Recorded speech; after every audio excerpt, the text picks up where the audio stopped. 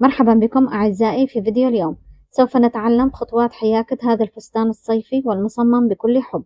إذا كنتم تحبون هذه التصاميم لا تنسوا الاشتراك في القناة وتفعيل الجرس ليصلكم كل جديد.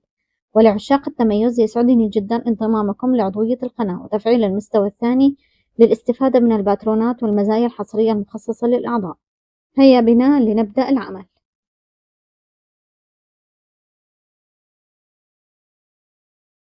نبدأ أولا بالوزن. نحتاج 180 غرام لحياكة الطقم كامل. استخدمنا من اللون الأبيض عدد 2، الوزن 30 غرام والطول 150 متر. استخدمنا من اللون الأورنج عدد 1.5، الوزن 50 غرام الطول 250 متر. ننتقل الآن إلى فقرة المقاسات. الطول الكامل للفستان من خط الصدر إلى الأسفل 33 سنتيمتر. عرض الفستان عند الصدر 24 سنتيمتر.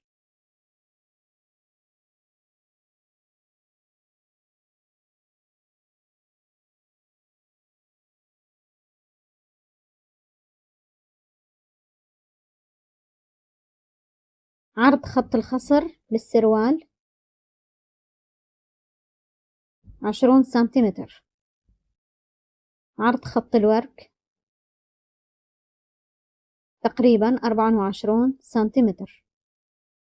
نأتي الآن إلى الطول 17 سنتيمتر. الطول مع الأكمام حوالي 20 سنتيمتر.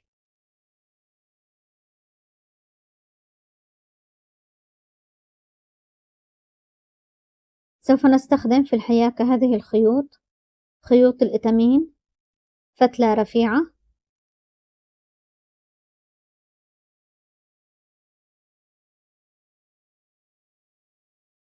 وزن اللون الأورنج 50 غرام، الطول 250 متر.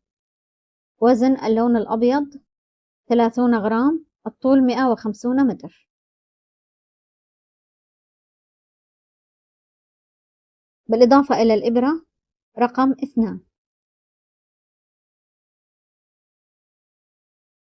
قبل البدء بالحياكة أنشأنا عينة من الغرزة نختبر من خلالها نوعية الخيط والمقاس المطلوب لحياكة الجزء العلوي للفستان. مقاس الزهرة 4 سنتيمتر.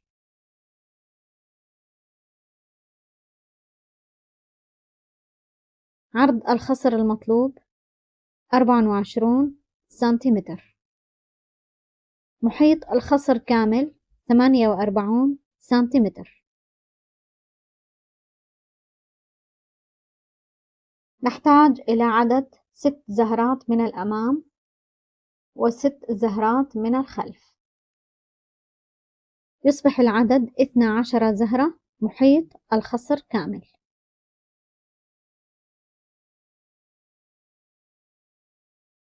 البداية سوف تكون من هنا خط الخصر. كل زهرة من هذه الزهور تحتاج إلى نمطين من الفستان. النمط عبارة عن 7 غرز سلسلة على خط الخصر و7 غرز سلسلة شكل القوس. إذن نحتاج في نمط الزهرة الكامل إلى عدد 14 غرزة سلسلة على خط الخصر. سوف أبدأ الآن بإنشاء عدد 168 غرزة سلسلة مقسمة على عدد 12 زهرة. لكل زهرة أحتاج إلى 14 غرزة سلسلة.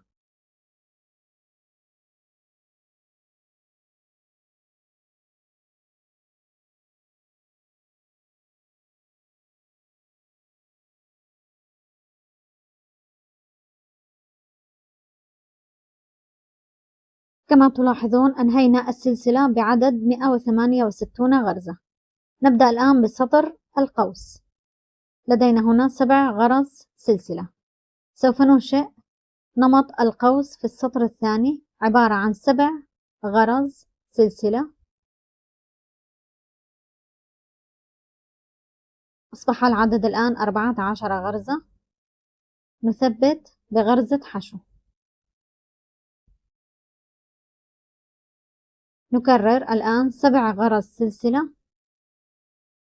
القوس الثاني. في الغرزة السابعة نثبت غرزة حشو. نكرر 7 غرز سلسلة. أيضا في الغرزة السابعة نثبت غرزة حشو. بهذا الشكل سوف نتابع حياكة السطر.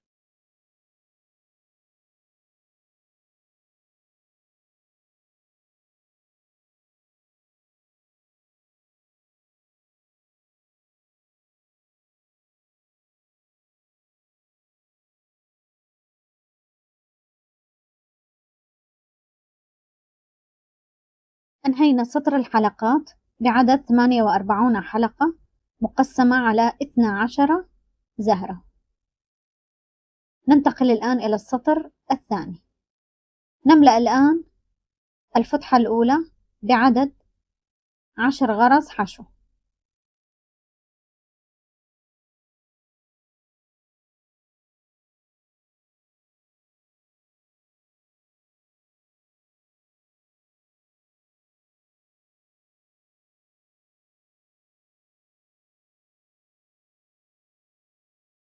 نملأ الفتحة الثانية بعدد 5 غرز حشو، أي نصف الفتحة.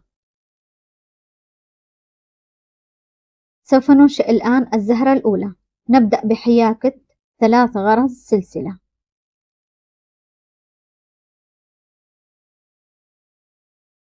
ننتقل الآن إلى الجهة الثانية.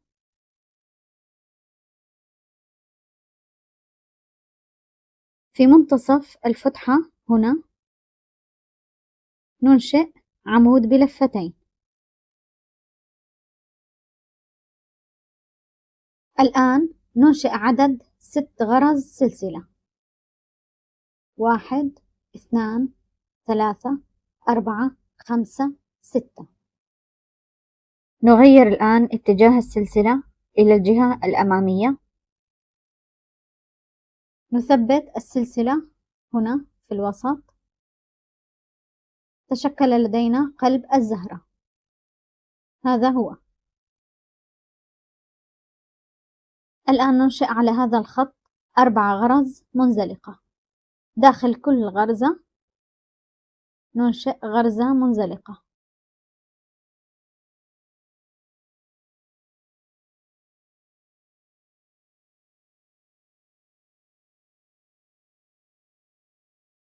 ننشئ الآن 3 غرز سلسلة. ننتقل الآن إلى الجهة الثانية وننشئ العمود الأول داخل قلب الزهرة.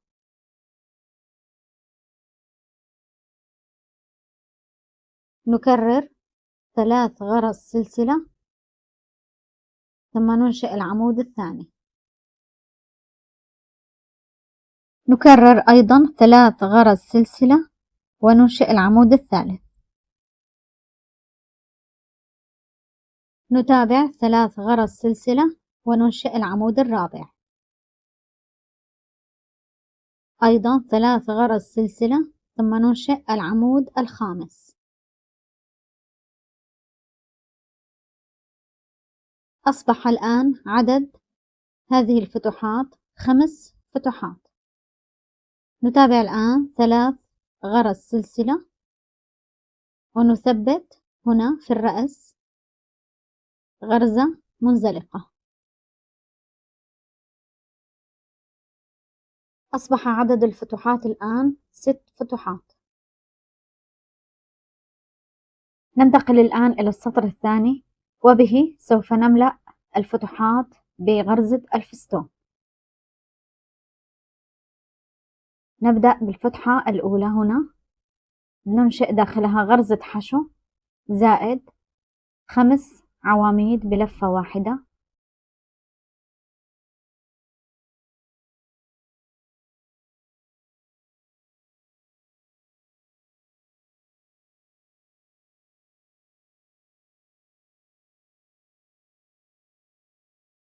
ثم غرزة حشو.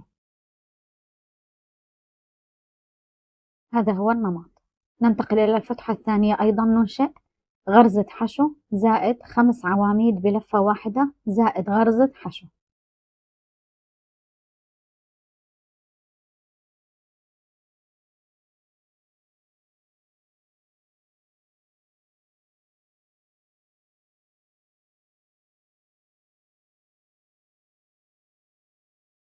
نتابع حياكة الورقة الثالثة من الزهرة ونصف الورقة الرابعة.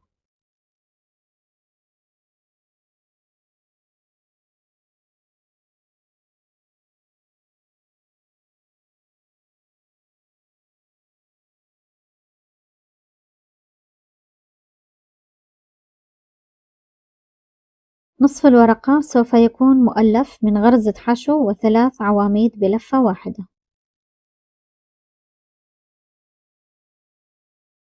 كما تلاحظون أتممنا حياكة 3 ورقات ونصف. الآن سوف نبدأ بالزهرة الثانية. نبدأ ب3 غرز سلسلة وننتقل إلى الجهة الثانية من الزهرة. في منتصف الورقة الثانية ننشئ عمود بلفتين.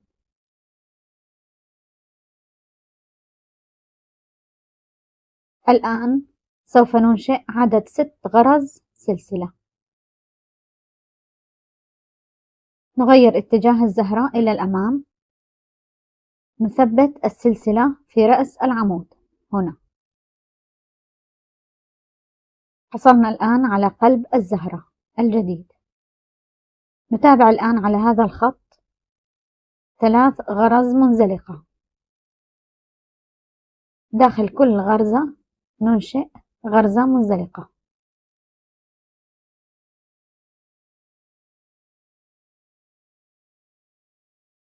الآن ننشئ 3 غرز سلسلة وننتقل إلى الجهة الثانية للزهرة. داخل قلب الزهرة ننشئ عمود بلفتين.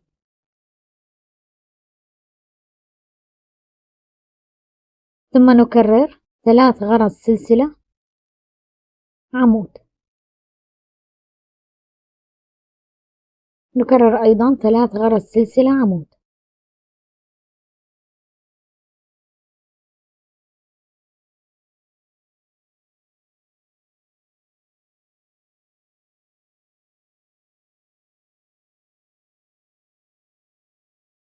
أصبح لدينا الآن عدد 5 فتحات. الآن نتابع 3 غرز سلسلة ثم غرزة منزلقة هنا في الرأس ليصبح العدد 6 فتحات.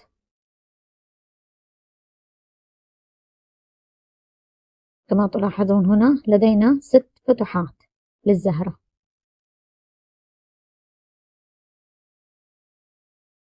نتابع الآن السطر الثاني. ننشئ 3 ورقات ونصف. نمط الورقة غرزة حشو ثم 5 عواميد بلفة واحدة ثم غرزة حشو.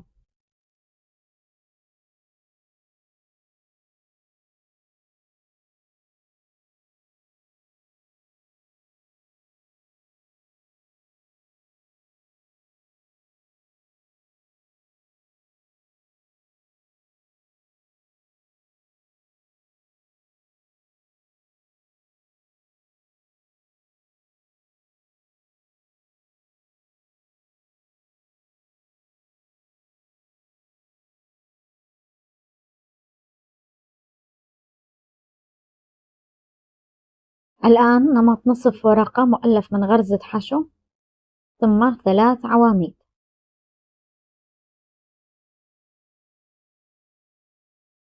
الآن سوف نكرر نمط الزهرة الثالثة هنا في الأعلى.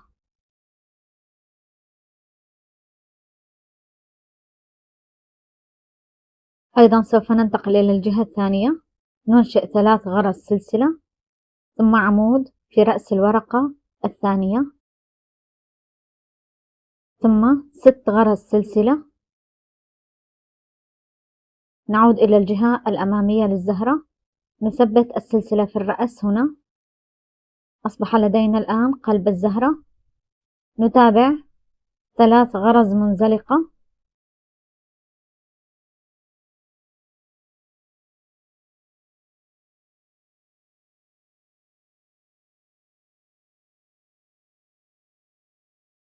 ثم 3 غرز سلسلة، ونعود إلى الجهة الثانية من الزهرة. داخل قلب الزهرة ننشئ عمود، نكرر النمط 3 غرز سلسلة ثم عمود. نتابع إنشاء 6 أنماط.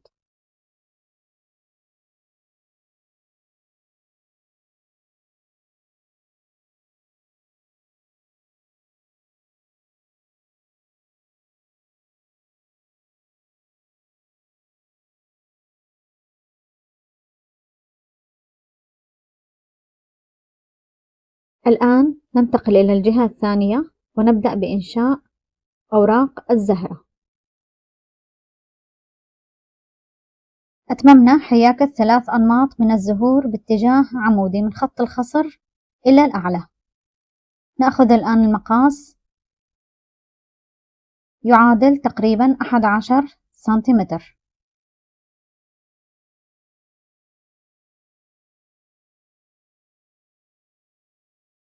الآن سوف نتابع حياكة أوراق الزهور من الطرف الثاني لنصل إلى خط الخصر.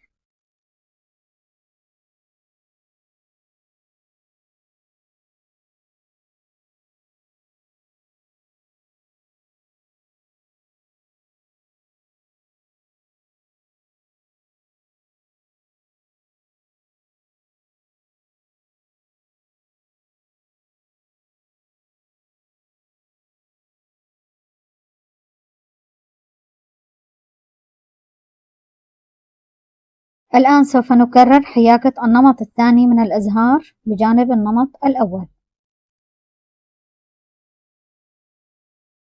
الخطوات كالتالي: نبدأ أولا بملء الحلقة الأولى بعدد 10 غرز حشو.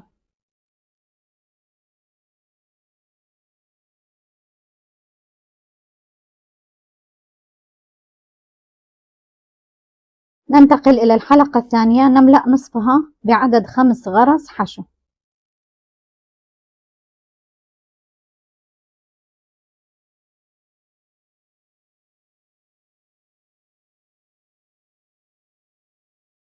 الآن سوف ننشئ الزهرة. نبدأ ب3 غرز سلسلة، ننتقل إلى الاتجاه الثاني في منتصف الحلقة. هنا ننشئ عمود، ثم ننشئ 6 غرز سلسلة. ننتقل إلى الجهة الثانية، نثبت السلسلة. تشكل لدينا الآن قلب الزهرة. الآن نتابع حياكة 4 غرز منزلقة على هذا الخط.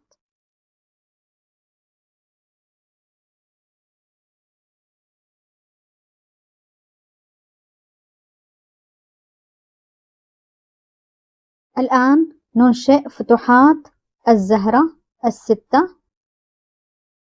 نبدأ ب3 غرز سلسلة، ننتقل إلى الجهة الثانية. داخل قلب الزهرة ننشئ عمود، ونكرر 3 غرز سلسلة عمود، ليصبح لدينا عدد 6 فتحات في قلب الزهرة.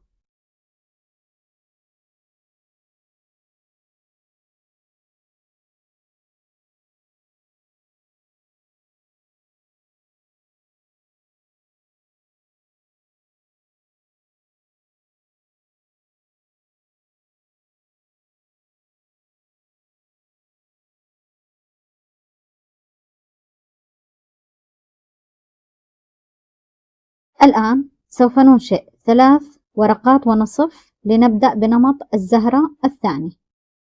أيضا سوف نصل الورقتين الأولى والثانية مع الورقتين في الزهرة المقابلة لها.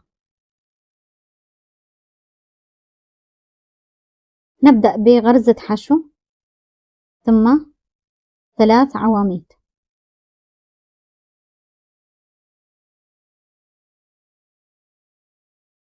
نصل الآن الورقة مع الورقة المقابلة لها في الزهرة الأولى.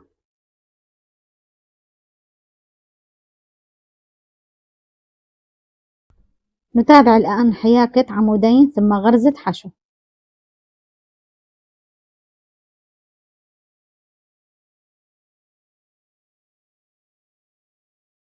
ننتقل إلى الورقة الثانية، أيضا ننشئ غرزة حشو ثم 3 عواميد.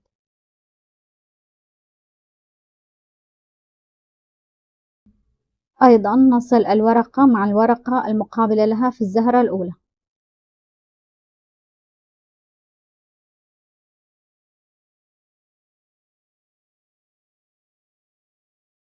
نتابع الآن حياكة عمودين ثم غرزة حشو.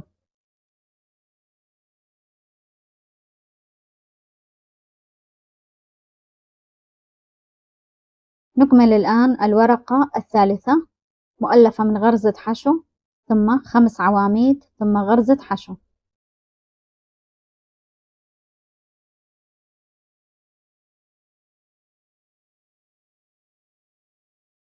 الآن نتابع نصف الورقة الرابعة، عبارة عن غرزة حشو 3 عواميد.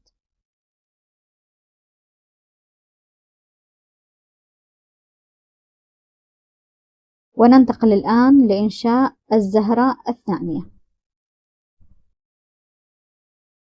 نبدأ الآن بخطوات الزهرة الثانية.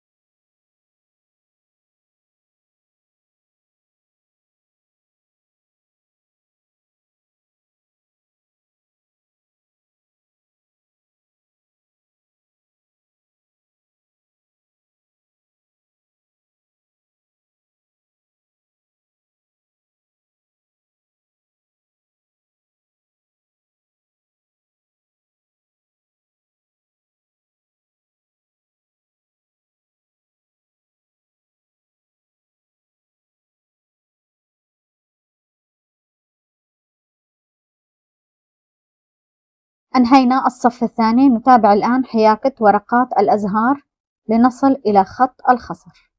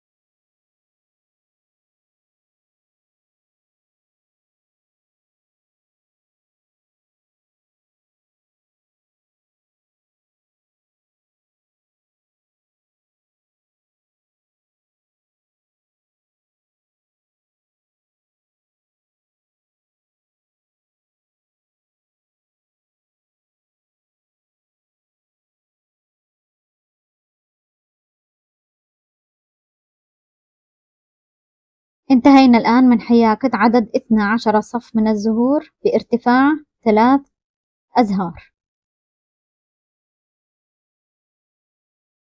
العرض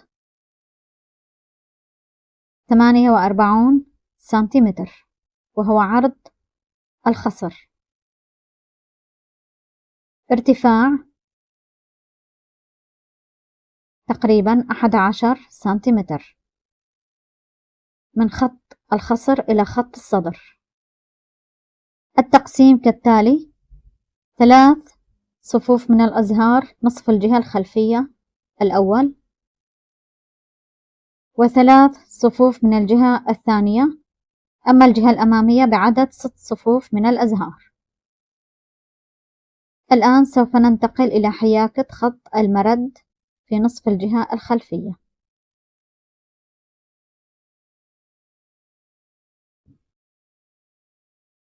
ننشئ 4 غرز سلسلة ثم غرزة حشو. نكرر بين كل ورقتين 4 غرز سلسلة ثم غرزة حشو.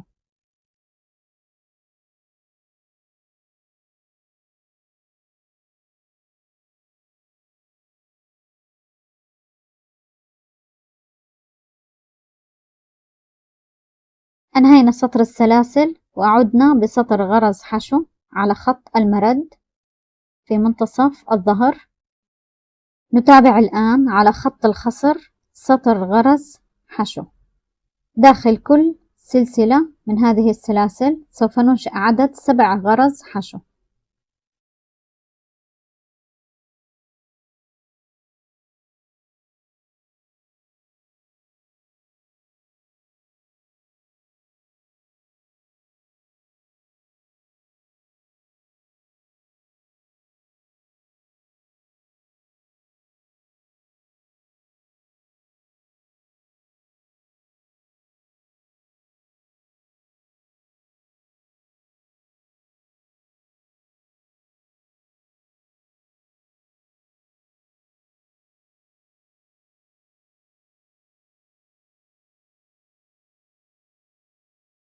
أنهينا حياكة خط الخصر. ننتقل الآن إلى المرد الثاني. نتابع حياكة سطر غرز سلسلة ثم نعود بسطر غرز حشو.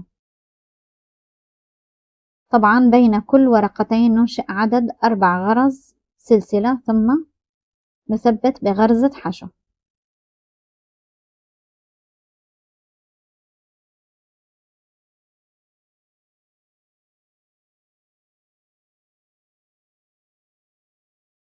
الآن سوف أشرح لكم خطوات حياكة البريم على خط الكتف. سوف ننشئ النمط الثالث هنا في هذه ال3 غرز. ننتقل إلى الجهة الخلفية للبلوزة ونبدأ هنا في هذه الغرزة بين الورقتين. ننشئ غرزة حشو أولى ثم غرزة حشو ثانية ثم غرزة حشو ثالثة. ننتقل إلى الجهة الأمامية ونبدأ بالحياكة بشكل دائري. ندخل رأس الإبرة كما تلاحظون في الحلقتين العلوية والسفلية للغرزة بهذا الشكل. نكرر هذه الخطوة في كل غرزة.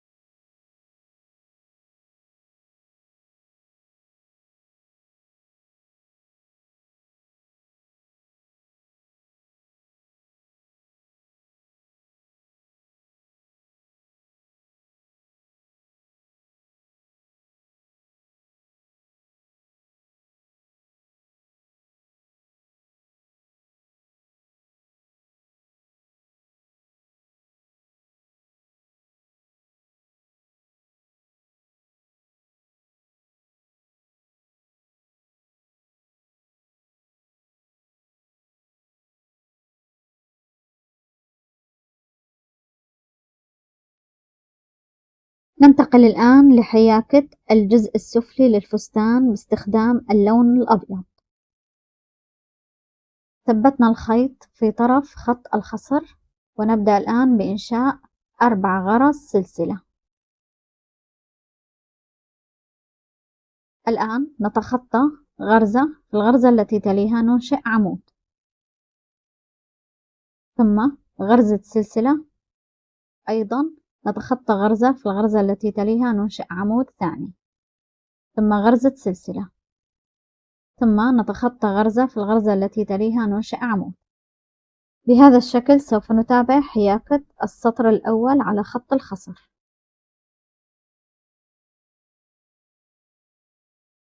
أنهينا سطر المربعات بعدد 95 مربع. نصل الآن الطرفين مع بعضهما بغرزة سلسلة، ثم غرزة منزلقة في طرف المربع الأول. يصبح لدينا العدد الآن 96 مربع. سوف نقسم الآن نمط السطر الثاني.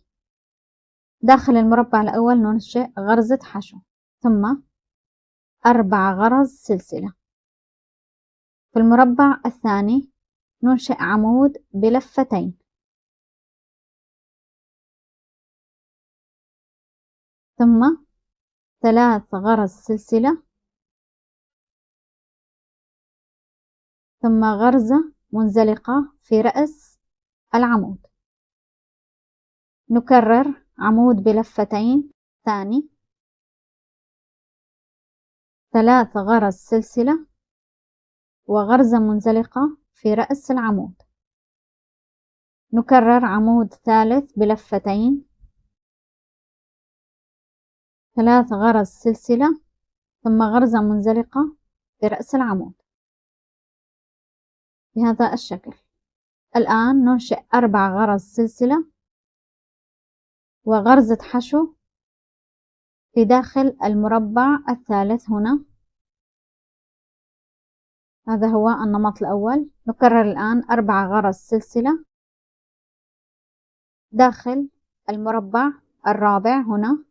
ننشئ عمود بلفتين، 3 غرز سلسلة وغرزة منزلقة في رأس العمود. نكرر الآن العمود الثاني والثالث.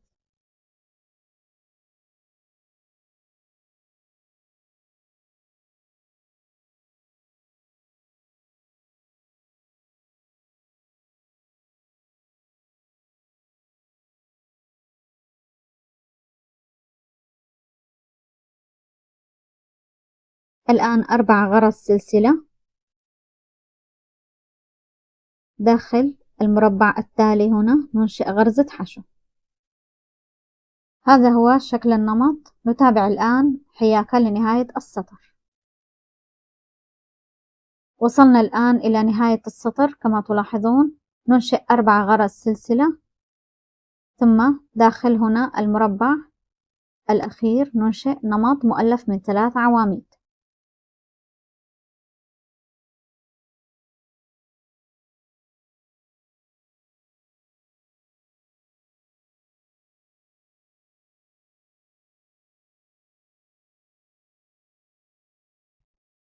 ونتابع الآن 4 غرز سلسلة ثم غرزة حشو، وبذلك يكون انتهى السطر الأول من النمط.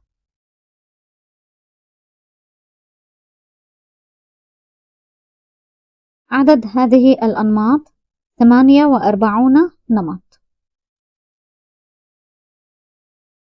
ننتقل الآن إلى الصف الثاني. نصعد ب5 غرز منزلقة لنصل إلى الرأس.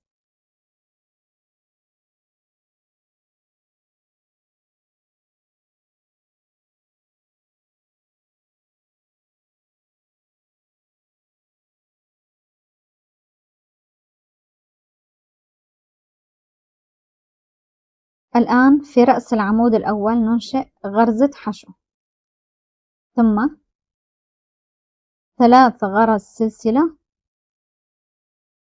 في رأس العمود الثالث ننشئ أيضا غرزة حشو، ثم 5 غرز سلسلة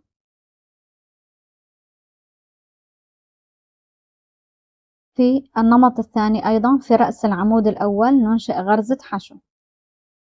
نكرر الآن 3 غرز سلسلة في رأس العمود الثالث غرزة حشو.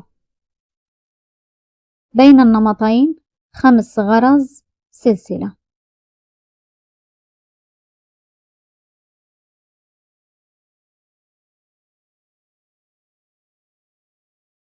أنهينا الصف الثاني، وصلنا الآن إلى الصف الثالث وهو صف غرز الحشو.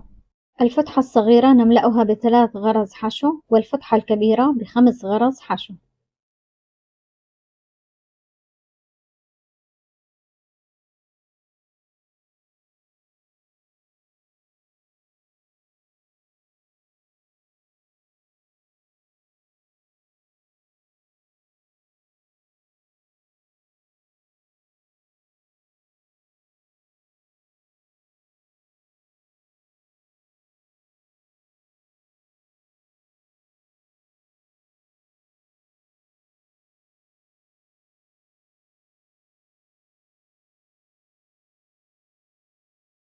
انتهى الآن الصف الثالث، وصلنا إلى الصف الرابع والأخير بالنمط.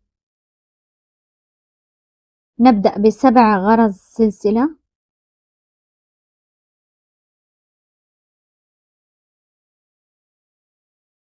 في الفتحة الكبيرة.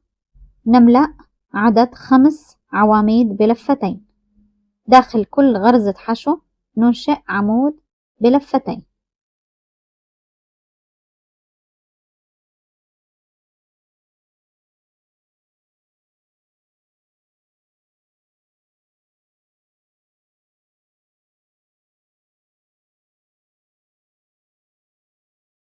نتابع الآن 3 غرز سلسلة أيضا في الفتحة الثانية الكبيرة.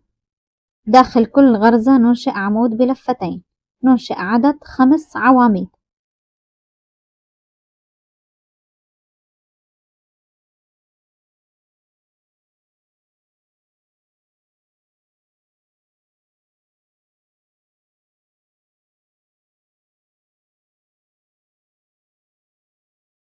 نكرر 3 غرز سلسلة ثم 5 عواميد بلفتين.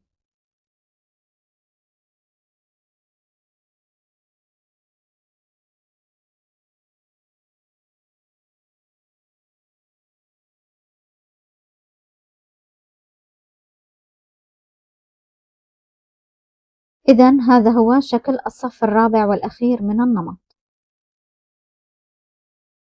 بهذا الشكل أعزائي أتممنا حياكة النمط المؤلف من 4 صفوف. الصف الأول العواميد المزركشة، الصف الثاني سلاسل، الصف الثالث غرز حشو، والصف الرابع والأخير نمط 5 عواميد.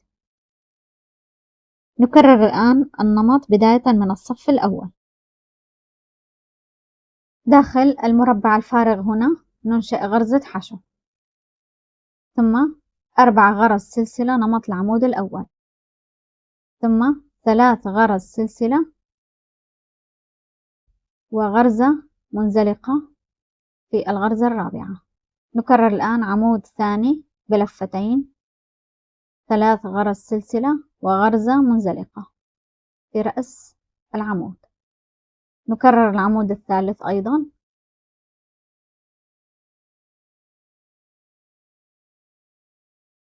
بهذا الشكل ننشئ الآن 4 غرز سلسلة وغرزة حشو في العمود الثالث هنا.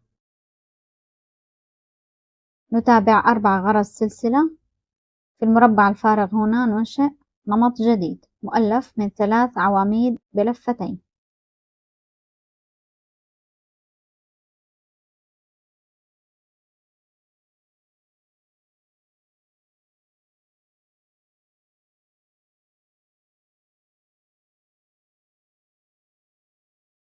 نتابع 4 غرز سلسلة ثم غرزة حشو في العمود الثالث هنا.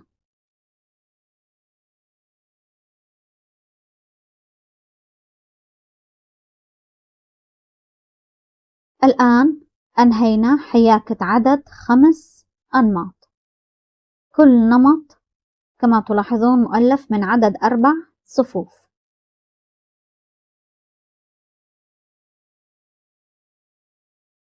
الآن ننتقل لحياكة حواف الفستان. سوف ننفذ نمط الزهرة على حواف الفستان.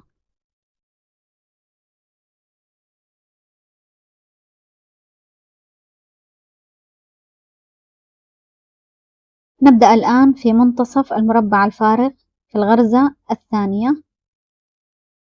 ننشئ عدد غرزتين سلسلة ثم عمود في منتصف المربع الممتلئ في رأس العمود الثالث. ننشئ عمود ثم غرزتين سلسلة ثم عمود ثاني، غرزتين سلسلة، عمود ثالث، غرزتين سلسلة، عمود رابع، غرزتين سلسلة. الآن في منتصف المربع الفارغ في الغرزة الثانية ننشئ غرزة حشو. هذا هو النمط.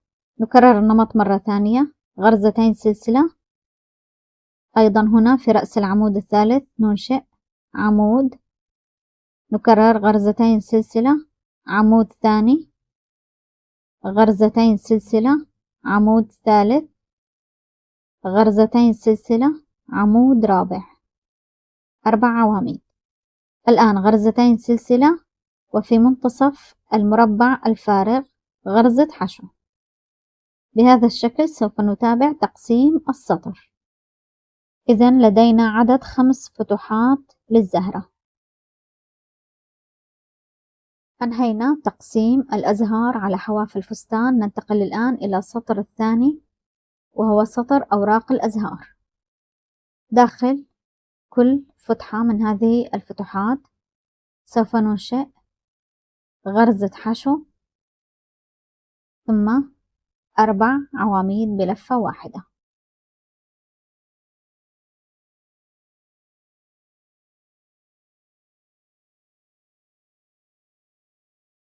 ثم غرزة حشو.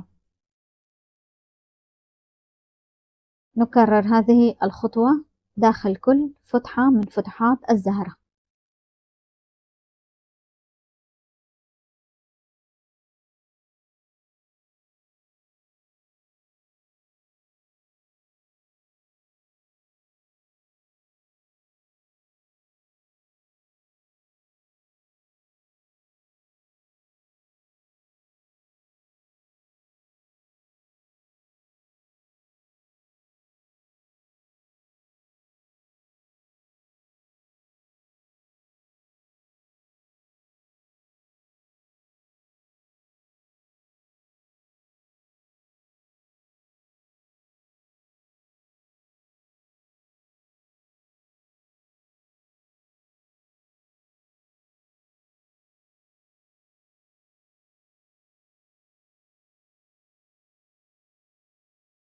ننتقل الآن لحياكة السروال. استخدمنا هذا المطاط بمقاس تقريبا 20 سنتيمتر.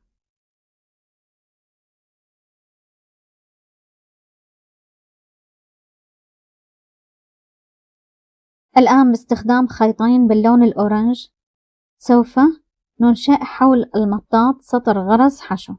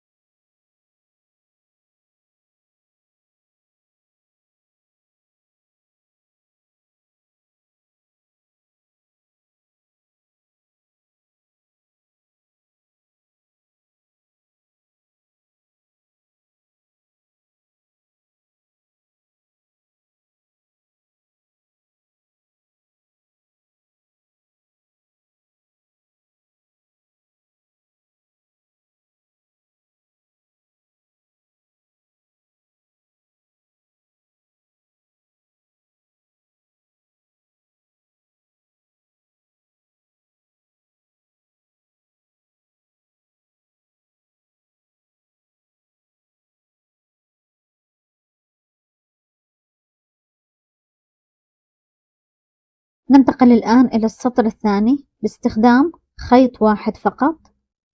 سوف نبدأ بإنشاء صف من العواميد. نصعد ب3 غرز سلسلة وهي العمود الأول.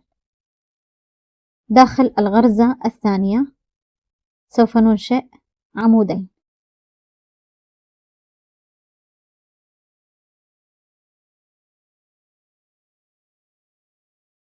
داخل الغرزة الثالثة سوف ننشئ عمود واحد. داخل الغرزة الرابعة سوف ننشئ عمودين. نوزع العواميد بشكل تقريبي على خط الخصر بحيث ينتهي السطر بعدد 144 عمود.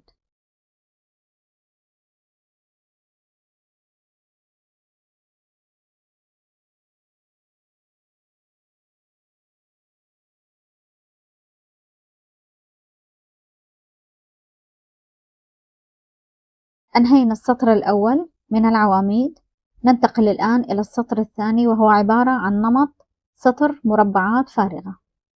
نبدأ ب4 غرز سلسلة ثم ننشئ عمود في الغرزة الثالثة. نكرر غرزة سلسلة ثم نتخطى غرزة في الغرزة التي تليها ننشئ عمود. غرزة سلسلة أيضا نتخطى غرزة في الغرزة التي تليها ننشئ عمود. إذن النمط عبارة عن سطرين، سطر عواميد وسطر مربعات فارغة. بهذا الشكل أتممنا حياكة السروال. عدد الأسطر 22 سطر. قسمناه إلى قسمين. لدينا هنا في الوسط عدد 4 مربعات من كل طرف. عدد مربعات الكم 32 مربع. الكم الثاني أيضا 32 مربع. الطول تقريبا 17 سنتيمتر.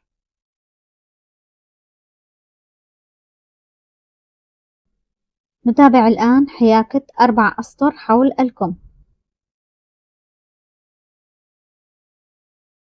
أنهينا 4 أسطر على الكم. الآن سوف نتعلم خطوات حياكة الفستان. داخل المربع هنا ننشئ عدد 5 عواميد بلفة واحدة.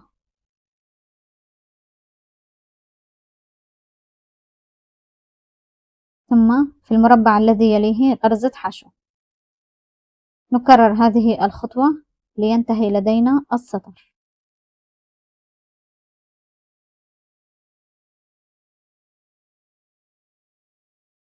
بهذا أعزائي المشاهدين نكون قد وصلنا إلى نهاية الفيديو. أشكركم على حسن المتابعة ودمتم بخير.